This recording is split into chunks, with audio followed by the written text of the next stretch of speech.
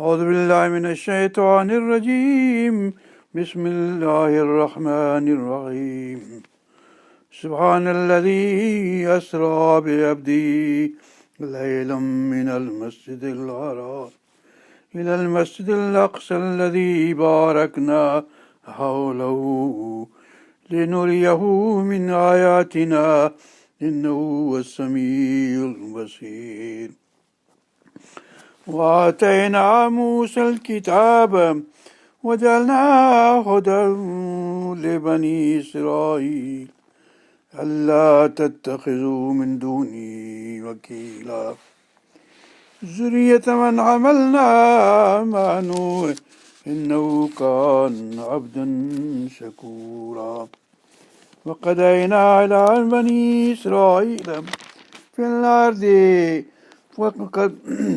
وقضينا إلى بني إسرائيل في الكتاب لا تفسدن في الأرض مرتين ولا تعلن علوا كبيرا فإذا جاء وعد أولاهما بعثنا عليكم عبادا لنا أولي بأس شديد فجاسوا خلال الديار وكان وعدا مفعولا ثم رددنا لكم الكرة عليهم وأمددناكم بأموال وبنين وجعلناكم أكثر نفيرا إن أحسنتم لأنفسكم وإن أسأتم فلها فإذا جاء وعد الآخرة ليسوء وجوهكم وليدخلوا المسجد كما دخلوا أول مرة وليتبروا ما علوا تتبيرا عسى ربكم أن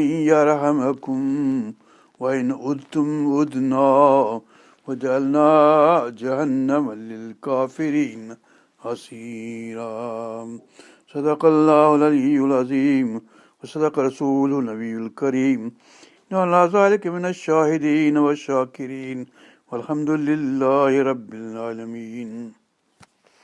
Assalamu alaikum wa rahmatullahi wa barakatuh. We're reading this passage from Surah Bani Israel. It speaks of Isra at the beginning in first verse, and then Musa alayhi salam, the book he was given was Hidayat for Bani Israel, and then Allah subhanahu wa ta'ala talks about Bani Israel having been descendants of those who were with Nuh alayhi salam, and Nuh alayhi salam was Abdan Shakura, a thankful person, grateful to Allah subhanahu wa ta'ala. And then Allah subhanahu wa ta'ala talks about this marratain, la tufsidna fil ardi marratain, that you will do fasad on the earth twice. So there's reference to first time this happened, and then second time this happened. And then Allah subhanahu wa ta'ala says, in udna, if you return to your ways of disobeying and making fasad on earth, we will return to punishing you. This is for Bani Israel. Now, we read about Ibrahim alayhi salam, and about Ishaq alayhi salam, or Ismail alayhi salam, and about Yaqub alayhi salam, Yusuf alayhi salam, Musa alayhi salam, and all the prophets. And then we read this, but there's a sort of chronological order of events.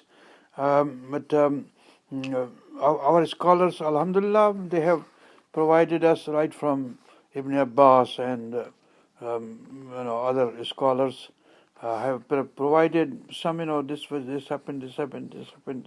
They have told about the chronological or the things that happened, what have I happened and where happened. But there's certain, because modern historical evidence, these scholars have, the European who are Christians and Jews and all this, they worked out how the chronological order of things goes. So let's have a look at what these people have, suggested. So we look at Ibrahim alayhi salam coming, being born in Ur. He was born in Ur. So, and they say this was like 2,167 years before Christ. So it's about 4,000 years, from today. 4,000 and some other years, 4,100 and some years. So maybe 200 years, because this is 15 now. So anyway, so we don't have to be exact, because nobody knows. Allah subhanahu wa ta'ala knows best. But these are just guesswork, the conjecture, historical, but nearer to the evidence that we have. So Ibrahim alayhi salam is born in Ur, and about 4,000 years ago, 2,167 BC or BCE. And then Ibrahim alayhi salam goes to this Haran, and then Ismail alayhi salam is born sometime in 2080 BC, and then Ishaq alayhi salam is born in 2066 or whatever, and BC. So it's still 4,000 years ago. And then Jacob alayhi salam is born in 2006 BCE. So it's still 4,000 years ago. And then Ibrahim alayhi salam passes away. It's 1191 BCE. And then Joseph alayhi salam is born in 1915 BCE. So Ishaq alayhi salam dies in 1886 BCE. So now, fewer than 4,000 years. And then Jacob alayhi salam moves to Egypt. These people go to Egypt, and the whole family go to Egypt in first Jacob goes, Yusuf alayhi salam goes, and then Jacob alayhi salam with his family, 1876 BC, which means 1876 and also these 2000, so 3,800 and whatever years, 90 years or whatever, roughly. Now Jacob alayhi salam dies in 1859, and then Joseph dies in 1805. So the years coming down. Joseph alayhi salam, he dies in Egypt, and he's buried in Egypt, and there's a wasiyat for him to be taken away when the Bani Israel leave Egypt. There'll come a time, the Prophet said, there will come a time when Bani Israel have to leave Egypt, and then they should take the remains of Joseph alayhi salam, Yusuf alayhi salam, to Canaan. So they took his, when they moved, they stayed in Egypt. These Bani Israel stayed about 300, 400 years. So Israel in Egypt up to Musa alayhi salam comes in 1526. So it is between, say, Ibrahim alayhi salam and this moving from Egypt. This is like 1526. So it's 500 years, just between 500 years within this period. So Musa alayhi salam flees to the wilderness with his Bani Israel in 1486. This is just a conjecture, but nearer to maybe what's evidence in history. So there's another system places Musa alayhi salam and Exodus about 2 centuries later. So can't be very exact. So there's a note here in this book. And then God calls Musa alayhi salam to leave in 1446 BCE, and then Musa alayhi salam dies, when he comes in wilderness. So he dies in 1406 BCE. So it's 1400 this and 2000 this. So this is like 3,400 some years from today. 3,400 years and some other years, 21 years. Musa alayhi salam passed away in Canaan. We don't know where he's buried. Nobody knows because he just disappeared, and some people say somebody killed him, or maybe Harun Islam killed him. This is their conjecture. But Harun Islam, why would he kill him? His brother. So these people come up with these strange ideas. So anyway, his grave is not known, but where it is. So Joshua alayhi salam, you should be known. He's nephew of Musa alayhi salam, Harun alayhi salam's nephew. He's son of Maryam bint Imran. This becomes important person, and he completes the conquest of the land in 1400 BCE. So 1400 BCE, and today is 2015 whatever. So it's like 3,015 years ago, to be exact.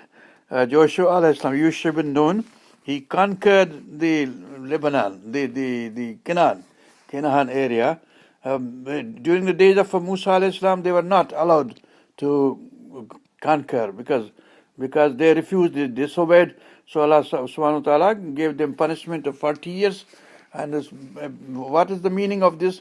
Because this old generation that had disobeyed had to die away before another new generation comes up, and so Yusuf bin Nun will be their leader, and he will conquer. So this is what happened, like 3,000 and some 15 years ago. Canaan, he occupied some of the land, Yusuf bin Nun. And then rule of judges starts from 1380, so like 20 years afterwards, and we don't know when he died. Yusuf bin Nun, and then rule of judges begins, and then Othniel's judgment and Ehud's judgment. Of course, these are up to 1304 BCE, and then you have Deborah, and then you have Gideon's judgment, and then Samuel is the prophet Samuel, who allows Talut alayhi salam to be the king, first king of Bani Israel. So they say, we want a king. Other people have king, we also want a king. So Samuel anointed Talut alayhi salam. Samuel was the prophet at that time. Talut was not supposed to be prophet, but he was just an ordinary man looking after his donkeys, and he went 3 days looking for it, and then he met Samuel, and Samuel said, I'm looking for you, waiting for you. You come now, and I'm going to anoint you. You are going to be the king. He said, oh my God, how am I going to be king? No, I'm not worthy. But he says, no, you are, because Allah subhanahu wa ta'ala has chosen you because of your jism, because of your ilm. So this is in Quran. So Samuel is born in 1120, and Saul becomes king in 1043. So it's 1043 BC. So this is 2000 now. So 3,000 years and about 60 years before, this Talut became king. So kingdom was united. Okay, hold on. Saul became king, and then Dawood alayhi salam becomes king. So Saul dies, and David becomes king in 1011. So 1011, and today is the 2000 CE.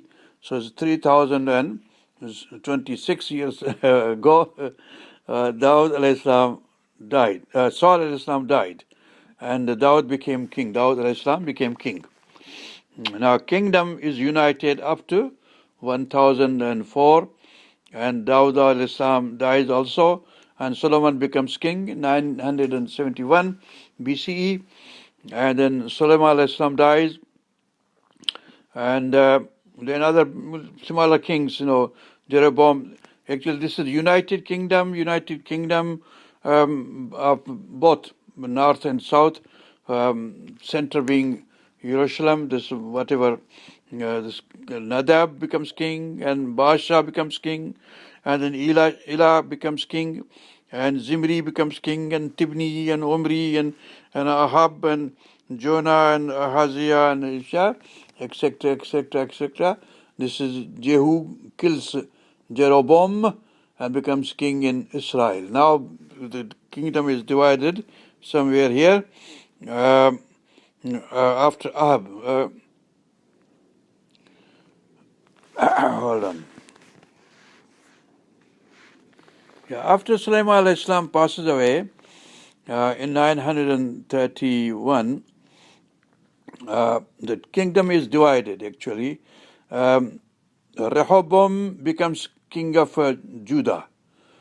So Judah is where Sulaiman alayhi salam was, and they are descendants of Judah and other 10 tribes, and Israel becomes separate. It's northern kingdom.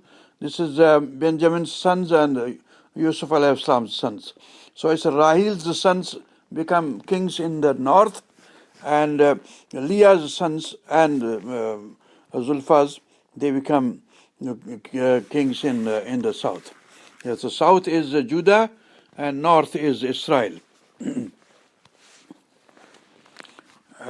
this goes on after this is how it goes. This division of kingdom right after Sulaiman alayhi salam. So you have two kingdoms in 931 BCE. So today is 2000 CE.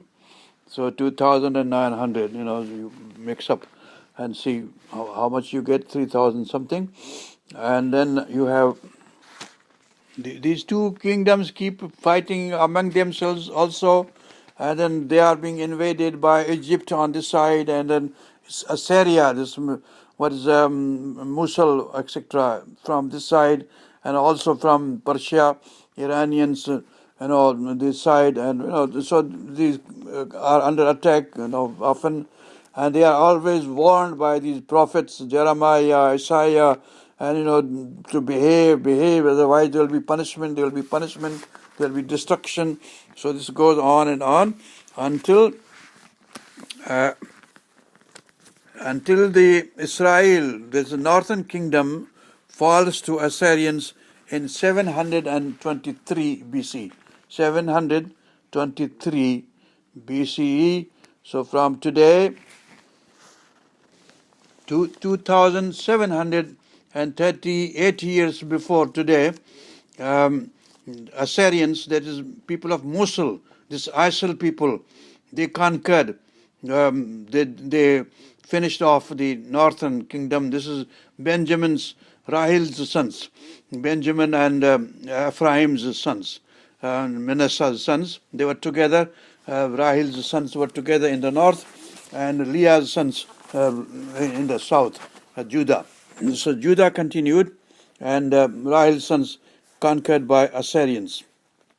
Now, by the time this Israel was being, the northern kingdom was being conquered by Assyria, the 723, just about that time, Hezekiah and Nahum, these were kings in Judah, the southern kingdom, which is where Jerusalem is.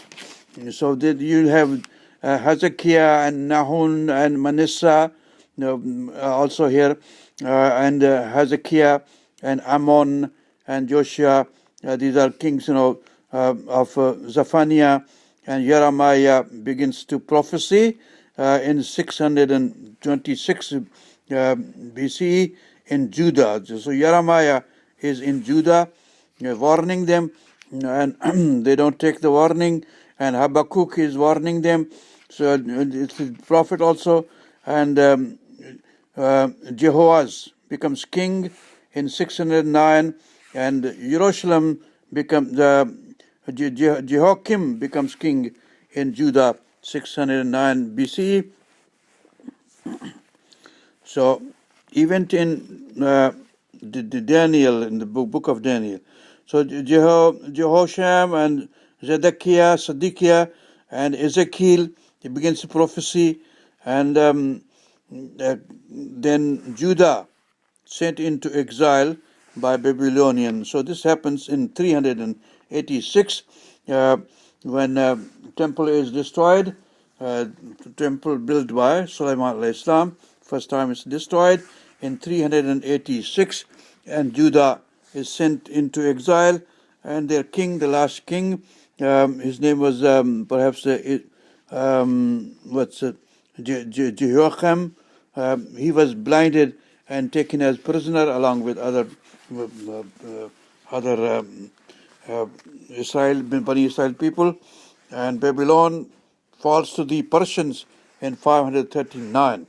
So this Kurosh Kabir and other people, they take over, and Babylon falls. So they were slaves up from 500, from 600 whatever year, for the fall of Judah, up to 539, they were slaves of Nebuchadnezzar. And then Kurosh Kabir sent them free, and they went on to build during the days of Darius. And Zechariah begins to prophesy in 520. This first Zechariah that is not mentioned in Quran, but we have the story of other Zechariah. So there are three other Zechariahs before Zechariah, the father of Yahya alayhi salam. So this Haggai and temple building resumes in 520. Permission is given by Kurosh Kabir and Darius and all these kings. They support them and they send them back. The Iranian kings, they support them, and they are ungrateful to Iran even today. So this is their behavior. And Esther becomes a queen. She's sort of, woman, all people, all tribes sent to women for this king, This is just their story. Maybe it's true or maybe it's not true. Just make it up, the book of Esther, and glorify this woman, Esther. She's from Persian point of view, she's not a very great woman, but they celebrate this Yom Kippur because they think she was the one responsible for saving them from persecution in Persia. But actually, this was made up. This woman conspired against Persians, and Persians, because of the civil war, that she, if it's true, the Star book is true, then she's the one who's responsible for bringing up civil war in Persians, which made them so weak that later on this Alexander the Great came and conquered Persia. So this is the behavior of these people. They come, they go in countries, and they conspire against their own kingdoms, and this is what happens.